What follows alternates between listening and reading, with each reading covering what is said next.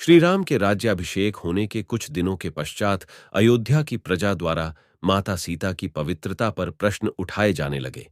इस बात का पता जब माता सीता को चला तो उन्होंने स्वयं ही श्री राम के द्वारा अपना त्याग करने तथा वन में जाने का निर्णय लिया। श्री राम ने उन्हें रोकने का बहुत प्रयास किया, लेकिन माता सीता उन्हें अपने वचनों में बांधकर वन की ओर प्रस्थान कर गई। इसकी जानकारी किसी को नहीं दी गई थी। केवल लक्ष्मण को माता सीता को वन में छोड़ आने का आदेश मिला था।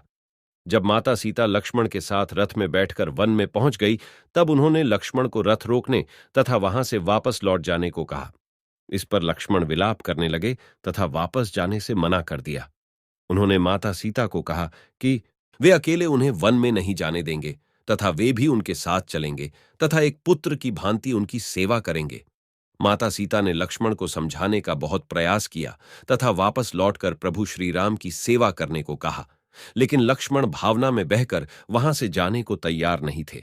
वे लगातार हठ कर रहे थे कि वे यहां से नहीं जाएंगे तथा माता सीता की सेवा करेंगे। जब माता सीता ने देखा कि लक्ष्मण ऐसे नहीं मानेंगे, तब उन्होंने लक्ष्मण के सामने एक पेड़ की डाली रखी तथा कहा कि जिस प्रकार एक दिन उसने माता सीता के लिए रेखा खींची थी तथा उसे पार करने से मना किया था, उसी प्रकार आज वह लक्ष्मण के सामने रेखा खींच रही है तथा एक मां के नाते उन्हें आदेश तथा अपनी शपथ दे रही हैं कि वे इसे लांघ कर उनके पीछे नहीं आएंगे।